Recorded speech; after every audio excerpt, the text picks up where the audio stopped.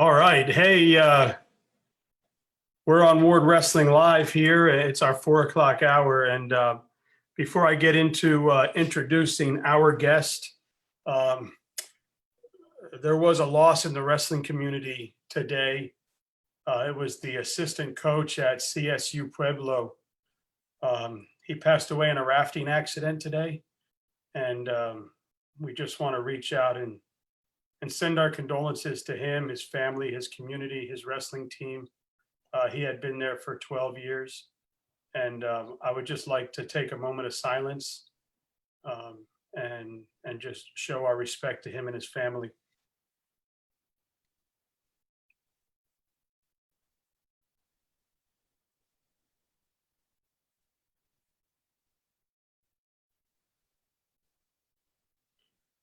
All right.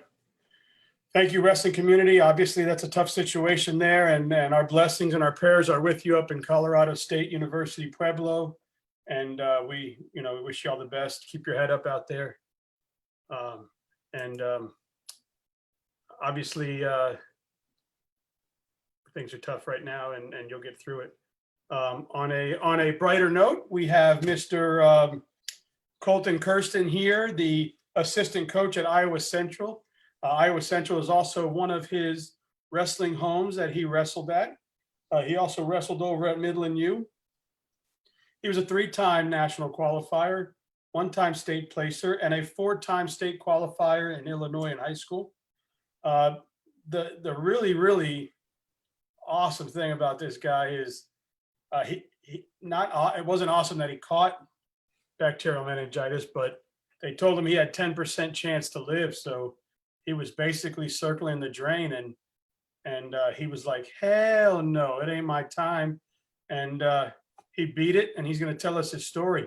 Not only did he beat it, is he went all the way to compete for a national title. So, hey, Kolton, I know it was a little somber moment there for the people of Colorado State University, but now we have a really good moment for you to tell your story and talk about the amazing progress in life you made, and thanks so much for coming on.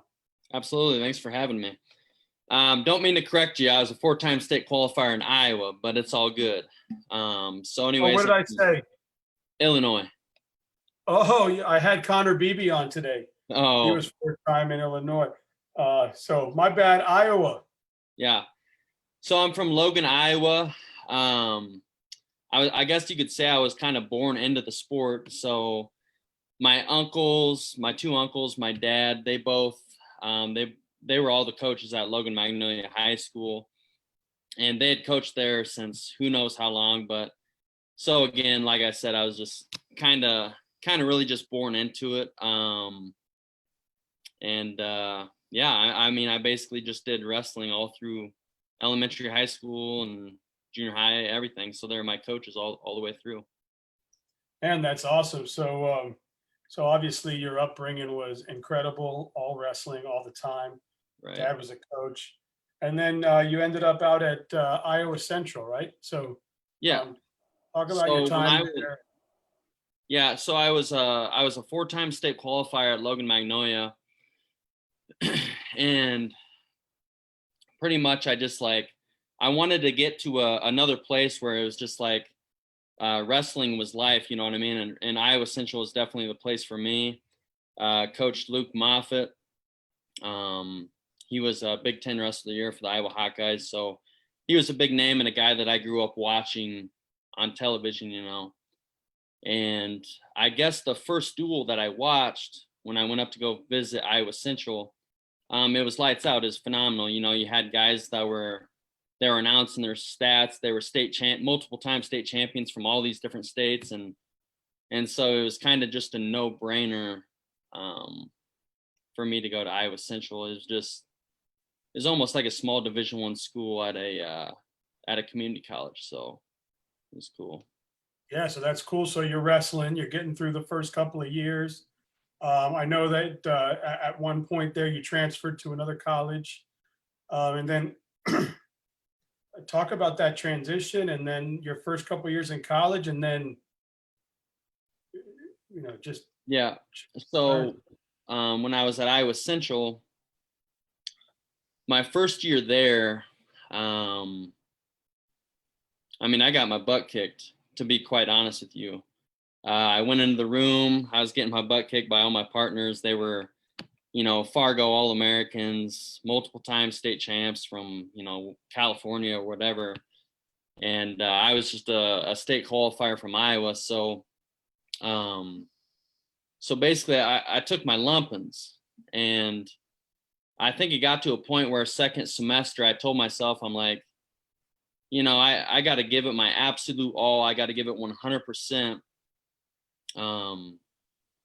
If I want to do this thing, if I want to be successful in college, because the room that I was at Logan Magnolia back in high school, I was kind of the dominant guy around my weight class. So I didn't really have anyone beating me or necessarily pushing me to the breaking point. But every single day at Iowa Central, it was just like you were almost to the point where you were like wanting to break almost every single day. And then you're getting thumped, and it's kind of taxing on your pride, your ego a little bit. So that second semester, I told myself, after practice, I'm going to get in the weight room. I'm going to lift for 2 to 3 hours a day. I'm going to train my butt off and try to become the wrestler that I always dreamed to be. And eventually, after doing that every single day, day by day, and just really never giving up, I ended up becoming the starter. My first year there, I was a redshirt freshman, and then I ended up starting my second year there. So I was redshirt freshman, and then redshirt my freshman year, and then I was redshirt freshman. And so I ended up starting that second year, and then I ended up going to nationals. I was ranked number 4 in the country, and I ended up choking, I guess you could say. I lost in the final seconds of the blood round to be an All-American. And I remember I stormed off the mat into the far end of the arena, and I was crying like a baby. And I remember Moffitt coming up to me and talking to me. And I remember I told him, and I promised him, I said, I will never let this happen again the rest of my career. And I held true to that, and ended up that next following year, I ended up becoming an All-American. I ended up placing 3rd in the country. Got an outstanding scholarship to Midland University in Fremont, Nebraska, where I was ranked number 2 in the country my whole junior year. And then, let's see, it would have been about 3 weeks before the national tournament. Ranked number 2 in the country, like literally determined that I'm going to be a national champion. And again, 3 weeks for it would have been 3 weeks before the national tournament, 1 week before the regional tournament. I ended up, I had a rough night. Long story short, I got bacterial meningitis, and I was fighting that. So the night before that I was diagnosed with that, I ended up going to the practice room, and I couldn't hardly move. I couldn't hardly, my brother's my practice partner. I couldn't even shoot in on him.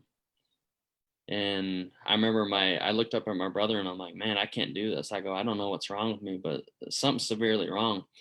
And just like, tough wrestler, any wrestler, he kind of like kicked me, he's like, get your ass up. You quit being a pussy, Yeah. And so I ended up, I was like, dude, Cody, I can't do it. And he told me, he's like, well, go over to the coaches, tell them what's wrong with you, and see what they want to do. So I walked over and talked to them, and they told me, they're like, well, how's your weight? And I was like, well, I'm still overweight. And they said, well, go to the treadmill and, try to run it off. So I went to the treadmill, and I'm trying to run.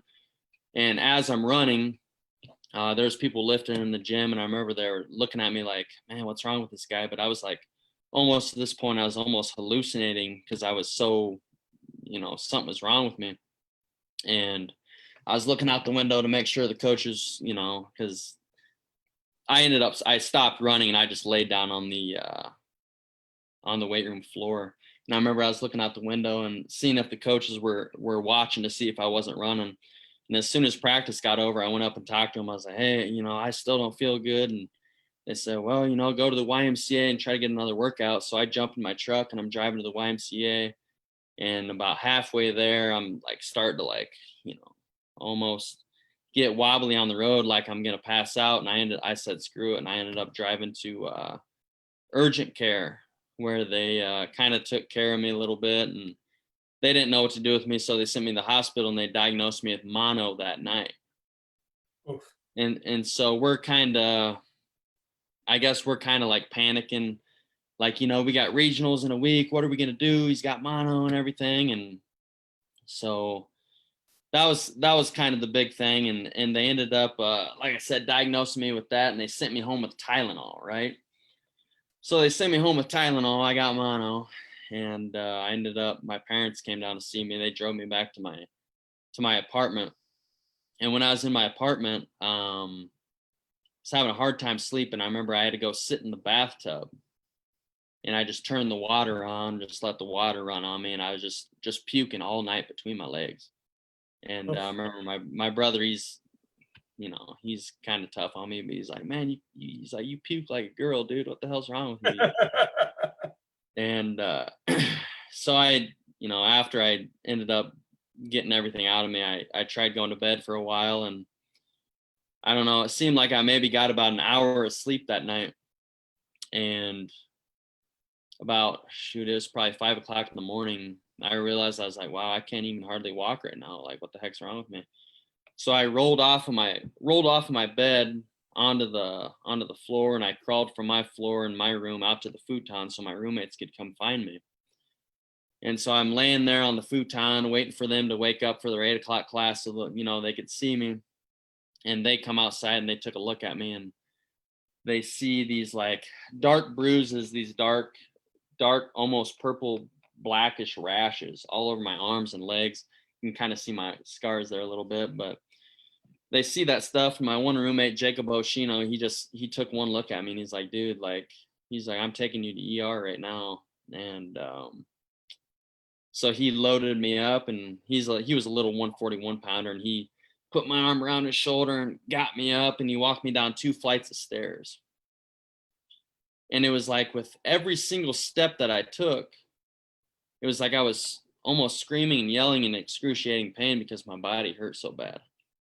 Oof. And there was just general students, and they were walking to and from class, and they're just looking at me like, what the hell's wrong with this dude? And it took him probably 20 minutes to get me out to my truck because I couldn't hardly walk. And once he got me into my truck, he drove me to the hospital, and he said a prayer with me, and then they brought out a wheelchair. They loaded me up on the wheelchair. They brought me into the hospital. And when I knew something was severely wrong is when the guy at the front desk, he took one good look at me, and he said, get him into ER right now. He does not look good. And this is where everything starts to get a little bit fuzzy. So, hey, so real quick, I'm here with Kolton Kersten, and he's a wrestling coach at Iowa Central, and he's telling us his story. He's at a point right now where he's been taken to the hospital, but God bless him, man. He's given us his story, and he's here to tell it. So go ahead, Kolton, man. I didn't want to interrupt, but in case anybody's jumping in, man, it's keep gotcha. Listening. Yeah. So anyways, they bring me in the hospital, and they wheel me in, and when I knew I was in trouble was when the guy at the front desk, he looked at me, and he said take him in the ER immediately. He doesn't look good, So as soon as they bring me in the ER, this is when things kind of get fuzzy. And I don't even remember them lifting me up onto the hospital bed. And I remember Jacob being there with me for probably 10, 20 minutes. He told me, he said, Kolton, I got to get rolling. He goes, I can't miss my next class because he already skipped his one class to take me in the hospital. Thank God for that. And he's like, your mom's going to be on her way. She'll probably be here in 20 minutes. And I do remember my mom showing up, and she was there with me for probably 20 minutes. And I remember the whole time that she was there, it was like I could just see the panic on her face, because I'm in severe pain. I don't know what's going on. I got all these cords all, I guess in me or whatever. And the doctor's room door was open a little bit, and there was not Not one time did the doctor or nurse come in to check on me, not once. And this had went on for probably a half hour. And so as I look over at my mom and I start to see her panic, and it's starting to kind of piss me off. And so I look out into the lobby and I start screaming and yelling for someone, come in here, do something. Someone take care of me, do your job, do something. And it was like, in the midst of all that, I mean, I was dying. I basically was like, are you still in a lot of pain at this point with these wires in you? I was in severe pain. Numb you up? At that point, I ended up blacking out, and pretty much that was the end for me. And I don't remember anything after that. And my head coach, Beau Vest, and my brother, who was also my coach, but my practice partner as well, I guess I'm unconscious, right? But I guess when they walked in, my brother, he walks in, and there was a priest in there. I'm Catholic, and there's a priest reading me my last rites, right? Oh, and there was a doctor standing over me, and he looked up at my brother and he said, "There's nothing we can do for him anymore. If anything, he has less than a 10% chance to live, and he's not going to make it much more than 5 more minutes." And he's like, "So you guys need to prepare for his death." And you're hearing this? No, I was unconscious. I was out. Oh. And apparently I was still, they thought that I was still like functioning, because I'm freaking out and I'm trying to rip these cords out of my body. And while this is going on, thank God there was a helicopter that came from UNMC Hospital in Omaha, Nebraska.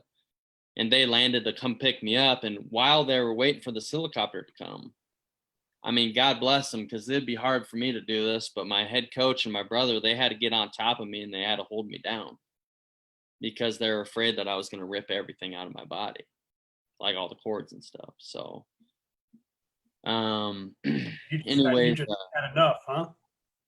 Right. And so this helicopter comes, they ended up loading me up on it. And there was on the helicopter ride, I guess there's this genius doctor. I mean, everybody remembers when the Ebola outbreak happened way back when, right? So this doctor was the same doctor that worked on all those Ebola patients, I guess in America.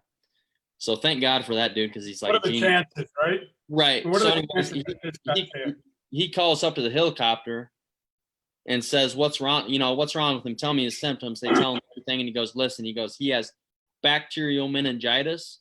You need to inject him with this right now, or he's not going to make it much more than 5 more minutes." And he's not going to get this guy was like an angel sent to you. Oh God, yeah. And to this day, are you still in touch with him? I'm not. I actually never even met him. Really? So you just heard about the phone call? I just heard about it. Yeah. So you have an angel out there somewhere. Oh yeah, absolutely. And so he calls and he says he's got bacterial meningitis, inject him with this, or he's not going to make it by the time he lands. And at this point, I'm in a coma. I'm completely unconscious, and I was that way for, I think, 2 or 3 days. And I didn't have any, cool visions or anything like that in particular. But I guess I remember, and I was laying there, and I still see this vividly to this day. And it was like I got washed up on this beach out in the middle of nowhere. I don't know where the heck I'm at. And then I remember I look over to my left, and I have all these people, and they're like running up to me on this tropical island. They run up to me and they gather around me and they say, cough it out. You got flu in your lungs. Keep coughing. You're going to make it. And I'm like, what the heck, And when I finally came to and I opened up my eyes and I'm like looking around the hospital room, I wasn't on a tropical beach. I'll tell you that right now. I was in a hospital room, and there was doctors in biosuits. And they were no girls in bikinis. No girls in bikinis. It wasn't Baywatch, Didn't have Pamela Anderson giving me mouth to mouth. But instead, I got doctors in white biosuits, and they're standing around me, and they were pulling breathing tubes out of my lungs, and this is what was keeping me alive. And they were saying, cough it out. You got fluid in your lungs, because from the breathing tubes. And so I'm hacking up a lung and I'm coughing. And I mean, it's almost like I'm being reborn again, honestly. And what I almost thought was maybe like a dream turned into reality really quick once the pain set in. And I looked down at my arms and I got these huge, like, black rashes all over my body from where I went septic. And I guess septic, sepsis.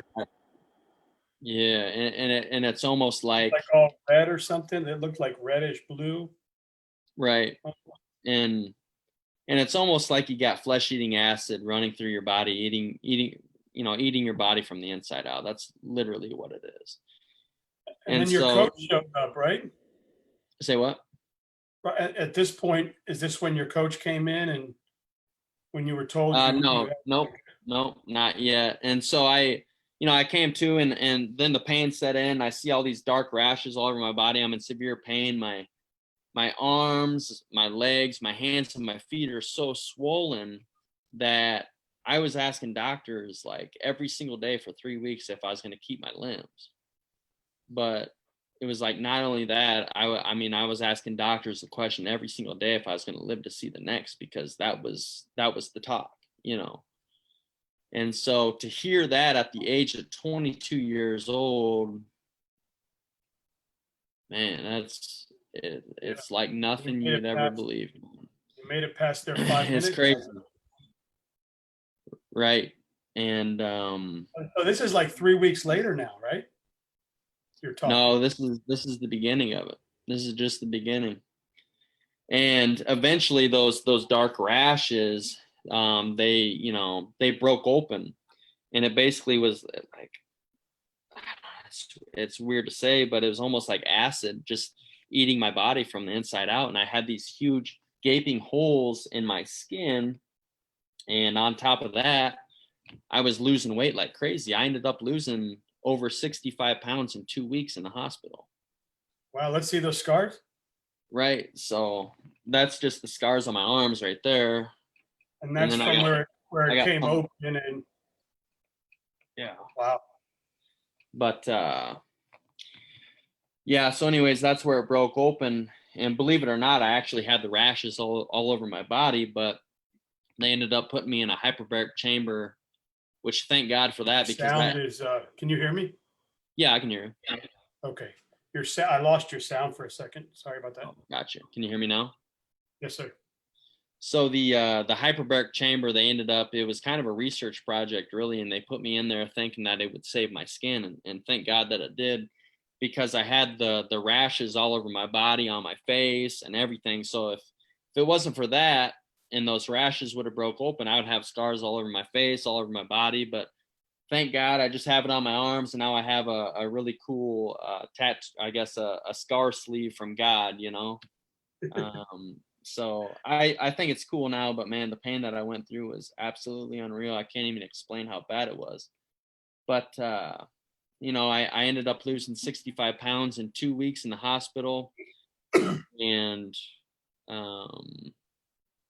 let's see, it would have been every single day I was in the hospital, I was having a life-threatening situation happen to me where I thought I was going to die.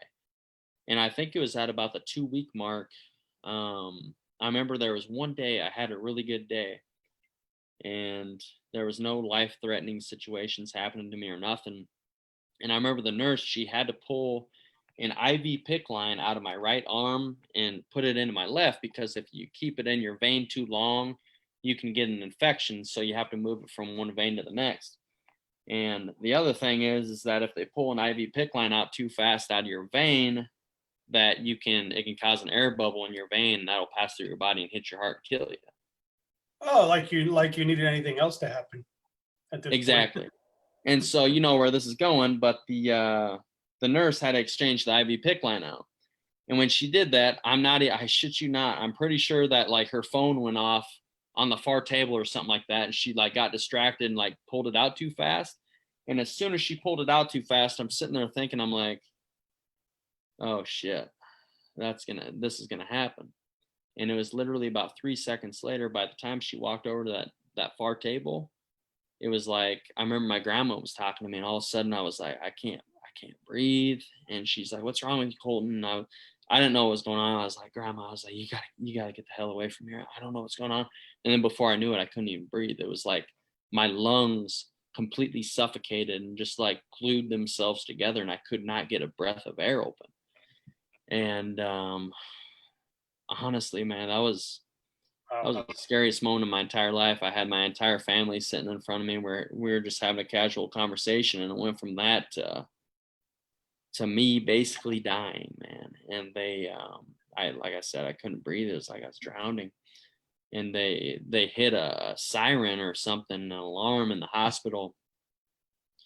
And all these doctors come rushing to my room. And if you remember the show House, that doctor show or whatever, it was, I mean, this whole situation was like a scene off of like an episode off a House. It was crazy.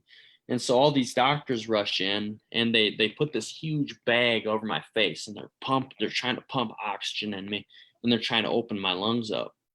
And then once they kind of get my lungs opened up, they put an oxygen mask on me, and they're like, you know, everyone's freaking out and everything. And this went on for a half hour before I was able to actually catch a breath, like on my own. And like I said, man, I mean, that was probably the scariest moment of my entire life.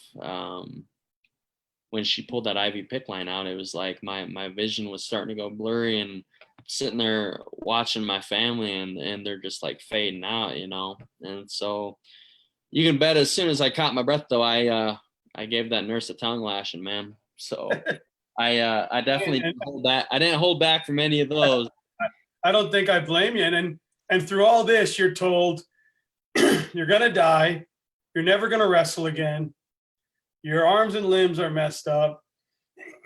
You're out. You're down for the count. I mean, nothing positive except your coach saying, "Hey, they don't know who they're dealing with here." Yeah, and that's coming up. So, anyways, you know, it's just like one day after the next. It was just horrible. They had to draw my blood every 3 hours. Every 3 hours for 3 weeks, they had to draw my blood. They had to poke me with a freaking needle and draw my blood. So if I'm sleeping at nighttime, they would wake me up, and my eyes are sensitive to light. And so every time they would wake me up and they'd flip the lights on, I'd damn near go blind. And then they have to come in and shove needles in me 3 times, or every single time, every 3 hours for 3 weeks. And so all that's going on. And then, shoot, man, it was literally right after that scenario I just gave you. I didn't know what my weight was. I knew that I was losing a lot of weight, and I'm like a big time weightlifter as well as a wrestler. So, you know, being big and being muscular and all that stuff, I take pride in that. And so when they weighed me on the hospital bed, and I found out that I was 65 to 70 pounds lighter than what I was, they read that I was under 150 pounds. I was cutting from 215. And then they read that I was under 150 pounds. I remember they got me in a wheelchair, and they brought me into the bathroom to kind of clean me up and everything. And I remember I saw myself in the mirror and what I looked like, and it was the probably the worst moment of my life, man. Just seeing everything that I had completely worked for my entire life, just literally just like out the door, like Gone. It was gone. It was horrible. I thought my life was over, and they got me showered up and got me back in my hospital bed. And I remember I just sat there, and I looked at my family and my friends that were there visiting me, and I looked up at the doctor, and I said, I don't want to live anymore. I said, I was going to ask you that question as you kept talking about this story. It was almost like, and at one point were you like fight or flight? Like, yeah. At what point are you like, man, I can't deal with this anymore?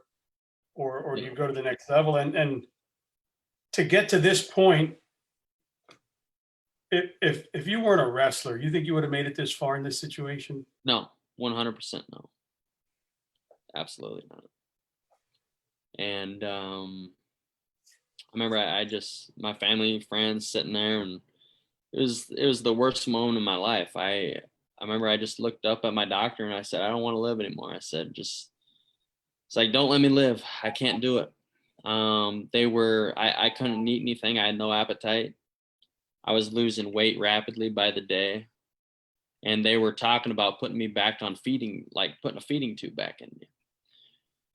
And I remember, like I said, I just looked at my doctor. I said, I don't want to live anymore. And no kidding, about 20 minutes after that, my head coach, Beau Vest, awesome dude. He's my head coach of Midland. He walked in the hospital room and had, he just walked in. He took one look at me and he said, Kolton, he's like, I don't care what's going on. I know you're going through a lot, but I don't care what these doctors and nurses are saying about you never being able to possibly function normally again if, and that you're definitely not going to wrestle again, because that's not true. Because if they truly knew you, they would know that you haven't given up on anything in your entire life and you're not about to give up today. That you're going to get out of this hospital and you're going to make one last run to become a national champ, because that is your job and you're going to get the job done. And then he just up and walked out of my hospital room like it was nothing. And I remember my mom was sitting there, and I remember looking over at my mom like, this dude's freaking crazy. Are you serious right now? This dude's nuts. And the reason I was mad, I was legitimately pissed off. And the reason I was mad is because I was sitting there thinking about, all wrestlers know how much work you have to put in to reach a high goal like that to begin with. And I'm sitting there looking at myself and all the pain that I'm dealing with. And I'm like, this is crazy. And I looked at my mom and I'm like, what's wrong with this dude? Why is he saying all this stuff? Why does he want me to come back and achieve this huge feat?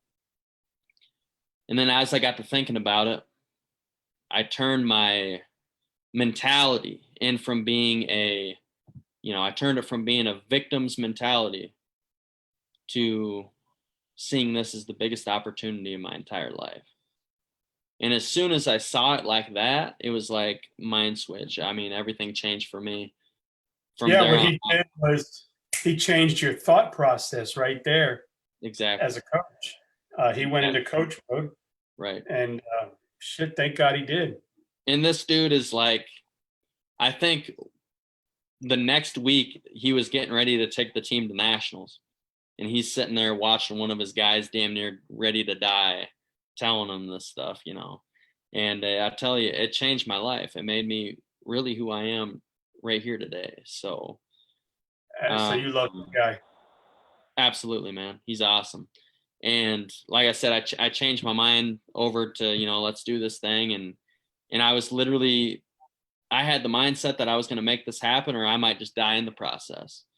And I ended up throughout this whole thing, I was so freaked out about losing my size and my muscle that I had told the doctors and nurses to bring me like bands, like those rubber band things that you can lift, and they hooked them up to the side of the bed so I could do curls and push press and all that stuff. And I was trying to get my dad to force feed protein down me while all this was on so I could keep my muscle, but I just couldn't, man. It was like I was losing like 5 pounds a day. And but anyways, I got out of the hospital in 3 weeks. They said it was a medical miracle. They said that if anything, I probably want to get out in less than 2 months. So I get out in 3 weeks. The doctors were telling me at the hospital that they wanted me to go into a nursing home in not Fremont, but in Lincoln, Nebraska. And my parents, they were just kind of like, no, it's definitely not going to happen, And so they fought that. And my mom, she put her job on hold. God bless her. Put her job on hold so she could take care of me back home. And so I was on bed rest for a couple months, and where I had to relearn how to walk. I lost that ability, or had to relearn how to walk. I had to relearn how to do just basic motor skills. I had to pick up pennies, quarters, nickels, dimes with my fingers so I could get my motor skill function back. And again, I had to relearn how to walk, and then she was, feeding me the entire time and had to relearn how to lift. Wow.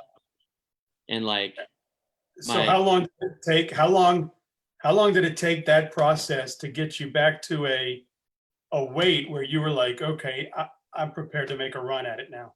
6 months. Really? 5 or 6 months, yeah. So I gained all my weight back in about, I think it was about 5 months probably. wow. So 6 months later, you're on the mat. Not quite. 6 months later, I was weighing 215 pounds. But to get up to there, what I was going to say is my first time lifting, I couldn't lift a 5-pound dumbbell. And Really? so literally my dad, he'd bring, because he was a teacher and a coach at the high school. So he was bringing home dumbbells for me to lift from the school. And my first time lifting, like I said, I couldn't lift a 5-pound dumbbell, but I stuck And with your mind is still thinking you're that big kid that can lift tons of weight, right? And you're like, Oh, shit. my mind is thinking I'm going to come back and be a national champ. That's what my mind is thinking. And so my Awesome. dad's bringing these dumbbells back for me to lift, and I'm sitting there, and I had nothing to do. Decided to watch TV, eat, and lift. So all I did was sit there with 5-pound dumbbells and just try to lift them as much as I could. And once I could curl 5-pound dumbbells 50 to 100 times, and I'd move up to 10 or something like that. And it was just like a gradual process. And then we have a spiral staircase in our living room.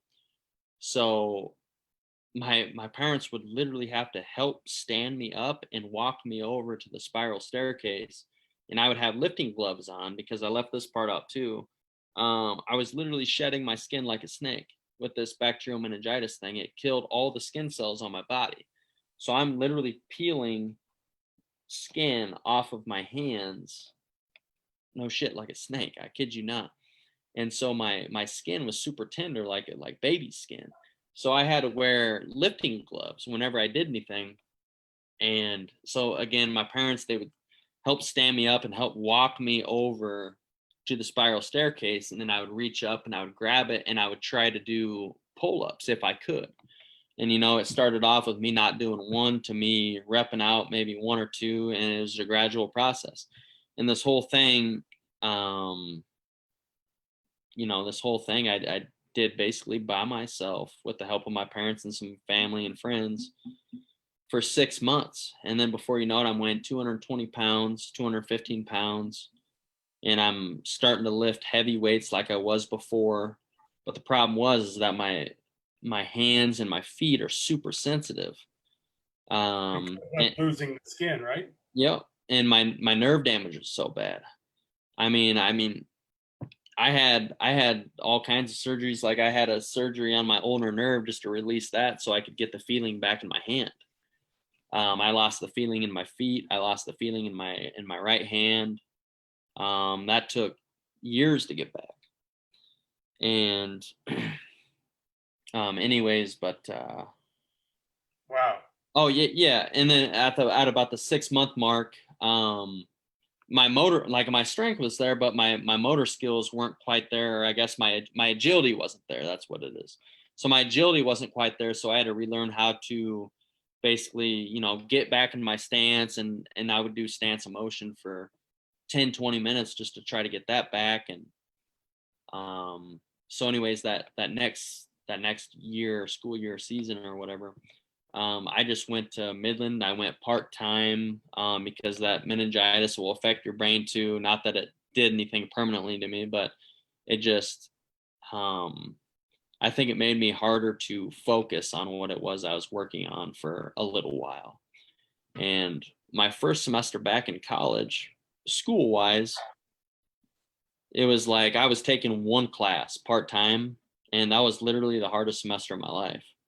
And it was just that one semester, just getting back into it. But it was tough. It was tough getting back into Learning to think again and everything, huh? Exactly, man. It was hard, and I couldn't even grip a pencil, so I had to have someone take notes for me in class, and it was crazy, Oh, man. But I was still on that path. I was helping coach the wrestling team, and I wasn't doing the preseason running with them because my feet hurt so bad. But once they were starting to get in the room, I would do a little bit of drilling, a little bit of wrestling. And then once that second semester hit, I remember I walked in the wrestling room, and I was just used to lifting all the time and not really worrying about wrestling anything like that. And I remember I walked in and Beau Vest said, "Start running." I said, "What?" He said, "Start running around the mats." And I'm like, "What are you talking about?" And he goes, "Hey man, you're full time now. You're back on scholarship. You're gonna start doing everything now." And I'm like, "All right, you know." So I started back up with practice, and the biggest thing for me was it was like a red shirt year to me, even though it was kind of like my recovery year or whatever. So I treated that second semester like I was legitimately getting ready for a national tournament. And I was doing everything that the national guys were doing, probably even more, going into the weight room after practices and getting in my miles, and then getting in obviously all my lifting and everything. And yeah, so I treated that like I was preparing for a national title, which was good for me. And so that school year gets over with, trained my ass off in the summertime like I always did. And then that next year, I'm doing great in the practice room and everything. And then my first tournament back, it just wasn't good. I was at the South Dakota State Open, and I mean, long story short, I ended up going 2-0. I had the number 1 ranked guy first round, from North Dakota State, and it was crazy. I ended up throwing him on his back with a move called the German, I think you call it. And I threw him on his back right away within like the first probably 20 seconds of the match. And just like a bunch of kindergartners, somehow the dude rolled me over onto my back and pinned me. And I'm like, what the hell? And after that, I got beat my next round, and I was just kind of hanging my head like, what the heck? And I haven't wrestled this bad in a tournament since I was a true freshman way back when. And, what the heck's wrong with me? So I'm like, whatever. After 24 hours, I put that behind me and started training again. And that next tournament, we went to the Iowa State Open, and my first round match, I didn't know who the dude was. He was just swole as hell, and he looked pretty damn good, but went out there and just wrestled my ass off. And I think I ended up beating him like 13 to like 6 or something like that. And after the match was over, my coaches walked up to me and they're like, "Hey man," they're like, "you just beat the returning national champion," in which he was a junior college guy. But I was like, "Yeah." And they're like, "Yeah, you just beat the returning national champ, and I think he was the outstanding wrestler at the junior college national tournament." And I'm like, "Well, shit, I'm back then, huh?" And so I was pretty excited about that. It boosted my morale again, and I knew I was good, but I needed that, And so after that win, I just kind of wrestled lights out. I think I placed at that tournament. I got 4th or 5th, and then after that, it was just kind of history. Just I did pretty well, and then I think it was right before Christmas break. I was wrestling in a duel. I ended up beating the guy pretty good, maybe like 6-0, but I ended up tearing my knee in that duel, and I tore my LCL really bad, to the point where I couldn't wrestle for, I don't know, it seemed like maybe 2 months. And in that span of time, it was like I had people that were really close to me that were like, "Oh man, I don't know if you're going to be able to come back," and this and that. Like they weren't meaning anything bad by it, but it was almost like they're trying to instill the thought in my head that like I wasn't going to be able to come back and perform the way that I want. I'm sitting there thinking, like, do you not just realize what I've just been through? Like, the hell if I'm going to let some knee injury hinder my performance? Yeah. And so after about 2 months, I ended up stepping back on the mat. I blew through all of my dual competitions, I guess, and got to the regional tournament, and I ended up losing a really close match to the number 1 ranked guy in the country. Then we get to the national tournament. I ended up losing. Oh God, I remember Josh Marsh. He was my practice partner, and he had graduated, I think, a year before that. And he was just helping coach. He was a 4-time All-American national champ at Midland, and I remember him telling me, he's like, "Yeah, man, my senior year, the year that you got sick, I remember he goes, I lost first round, and then I wrestled all the way back and got 6th." And I was just like, God damn, I was like, that would suck, losing first round, have to come back and do all that stuff. And I remember thinking that, and I get out to the national tournament, and I ended up wrestling the returning national finalist and lost 1-0. Oh. And and as I'm wrestling this kid, I'm sitting there just watching the time just tick by like 5, 4, 3, 2, 1, and I just see that national title just slip through my fingers. And I was so ticked off. I just stormed to the end of the arena, and my coach, Beau Vest, he met me, the guy that gave me probably the best speech of my entire life 2 years before in the hospital. And he walked up to me and he said, "Listen, Kolton," he goes, "I know the goal for a long time was to become a national champ, but," he goes, "that's not the goal no more, man." He goes, what I need you to do is I need you to come all the way back on this backside, and I need you to beat all these guys and get third in the country, because that is now your mission. That's now your goal, and you're going to get the job done. And I don't know why, but it was like a million pounds off my shoulders after that point, which it probably shouldn't be. It's like, damn, you got to wrestle all the way back. But I did it, man. And without winning a national title or without winning the tournament, I probably wrestled the best tournament of my life.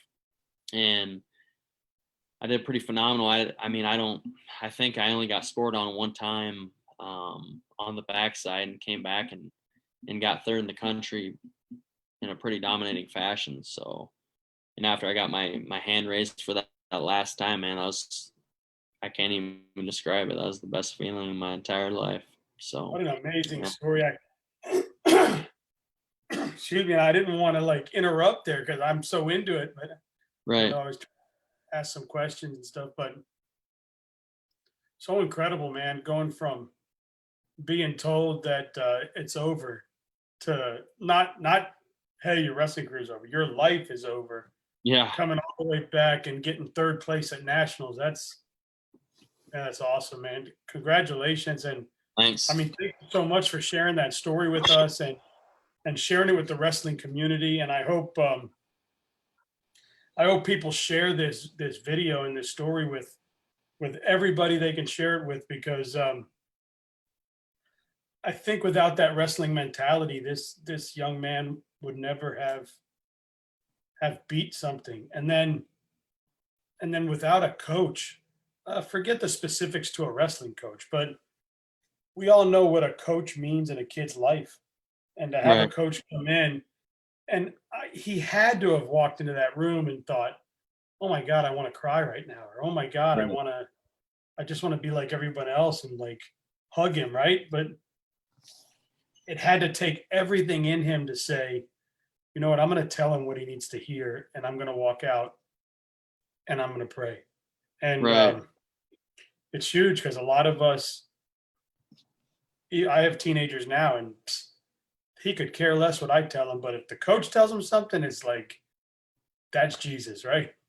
And I'm like, okay, so yeah, I mean, that's, God bless him, man. I hope you guys are still close and in touch, and what a great man and what a great mentor that, and thank God for the ghost that made that phone call that said, "Hey, hit him with this shot so he'll live." All amazing things, man. I don't know what to say. How can I top that story? Like, thanks for sharing. I mean, God bless you, your family. Thank God you're here. And anybody that is hitting some sort of adversity right now and thinks you can't get through it, there's proof it can be done. Well, I appreciate you, man. Yeah, it's been great. Let's get into the 10 questions. You ready? All right, let's do it. All right. Runza's or Mel's Diner? Probably Runza's, because I don't know Mel's Diner. I've never heard of it. Okay, maybe I wrote it down wrong. All right. I've got Lighthouse Pizza or Pillman's? I'll go Lighthouse. All right.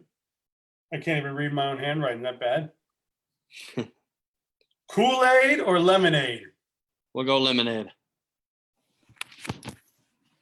Tenderloin sandwich or Rocky Mountain oysters? Tenderloin. All right. Frenchies or a Reuben? Frenchies. They look good, man. Right. All right. White corn or yellow corn?